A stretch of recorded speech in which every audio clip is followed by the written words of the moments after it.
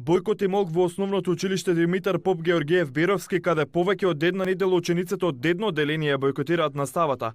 Директорката Јасмина Костадиновска не сака да одговори што презема училиштето за да се реши проблемот со агресивниот ученик.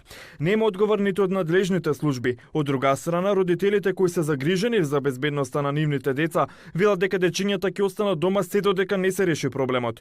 Кој е виновен и дали функционираат образовните институции прашуваат дел од експертите. Социологот Илија Ацецки вели дека во случајот се покажала нефункционалноста на училиштето. Мислам дека овде станува збор за еден систем кој е атрофиран на реакција од, да речеме, некаков она што се нарекува психолог, педагог, оние кои што управуваат со училиштето. Вината не е во тоа дете. Тоа може има некои проблеми, не? Но зачудувачки е реакцијата на оние кои се дел од таа институција и не превземаат ништо долго време. Од детската амбасада меѓаш порачува дека проблемот е многу подлабок. Тврдат дека еден психолог и дефектолог не се доволни за да работат со стотина ученици. Потребно е освен во училиштето да се работи и вон училиштето со тоа дете, без разлика дали тоа ќе работи со психолог, со дефектолог, педагог.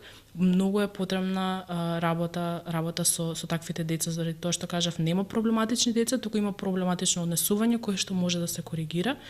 Меѓутоа, тоа не значи дека за таа сметка сите останати деца треба да страдаат и да се чувствуваат небезбедно во таа средина. И додека неговите соученици седат дома, според информациите од родителите на децата што не доаѓаат на училиште, настава се одржува само за проблематичниот ученик. Решение за проблемот не нашла ниту општината, народниот правобранител и центрите за социјала.